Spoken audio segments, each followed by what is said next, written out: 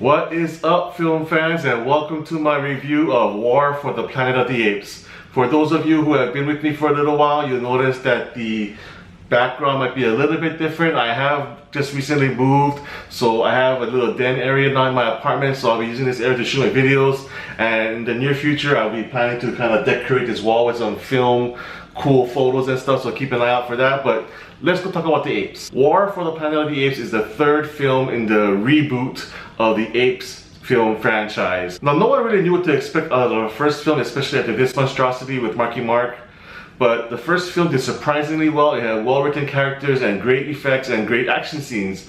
So then director Matt Reeves took it over from the second film, Dawn of the Planet of the Apes, and just took it to another level. I was really looking forward to this third film, especially because Matt Reeves was now back again doing another Apes film. But I must admit, I was a little bit perplexed watching this film, because based on the first two movies, I had certain expectations going into War for the Planet of the Apes.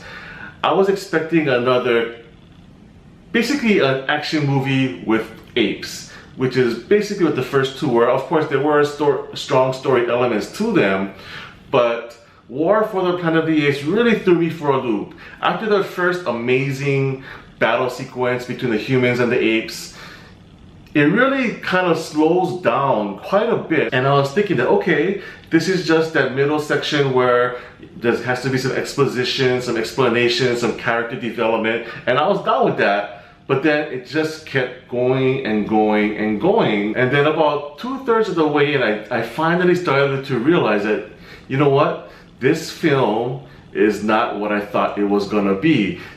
War for the Planet of the Apes is not an action movie like the trailers will have you believe. So please go in knowing that. This film is like a Western movie or a prison movie, just starring apes instead of humans. Now, War for the Planet of the Apes really does an amazing thing, which is it makes you root against yourself. And what I mean is, in any film where it's a battle of humans versus somebody else, we're always supposed to root for the humans. Whether it's humans versus dinosaurs, or humans versus aliens, or humans versus zombies, we're always rooting for the humans to come out on top. Now in War, that concept is thrown out the window. You are rooting for the apes, the humans are the bad guys, and you really want Caesar and his family and his civilization to survive and thrive. And that's no small feat, because as humans, your natural instinct would be to root for your own kind. So if you were to have a battle of humans versus apes, you're instinctively supposed to be rooting for yourself to win out over the apes. So that's how good of a storytelling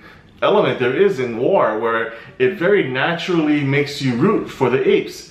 And it does it in such a really great way that Caesar is a real hero of this film. They really focus on his mythology, his psychology, his mentality, and the film could have really been called The Legend of Caesar, and that may have been a more accurate title for this film, because it's all about Caesar, and of course he displays probably more humanity than any of the humans do in these films, and that's one of the whole major points of these movies. And let's talk about Andy Serkis. Oh my god, this guy just does an amazing job of performing as Caesar. Caesar, he is the most human, real performance you will ever get from a motion capture performance. Andy Serkis, he just brings it. He is essential to this film franchise.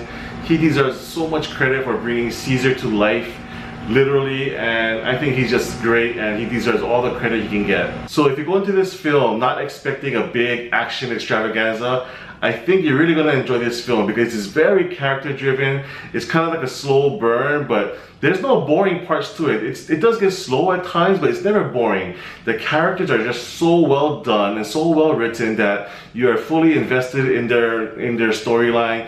You are rooting for them. And the score, oh my god. Usually I'm not really wanting to really notice the musical score in a film all that much. There were certain scenes in this film where Michael Giacchino, I believe it's pronounced, he's like one of the most busiest working composers in Hollywood today. He's done lots of film scores recently. But his score and the music just complements what's going on in the film just so well. There are certain scenes where it's quiet and he has this really mellow piano tune playing, but at the same time it's very dramatic and intense as well, and it just gets you in that mood of where the film wants you to be. So I was really impressed by that, and it was really one of the high points of the film. Now, all that being said, the film is not perfect, and there were a few flaws that I was able to find in the film. First of all, there is a character of this young girl who they find along the way when they're on the mission, and she kind of more or less plays that Newt character from Aliens, where they have to protect her and all that kind of stuff. But after watching the entire film, I realized that she is just basically a plot device. The whole reason why she's there is to move the story along with certain elements that she contributes with her character. So I didn't really feel that she was all that necessary to the film.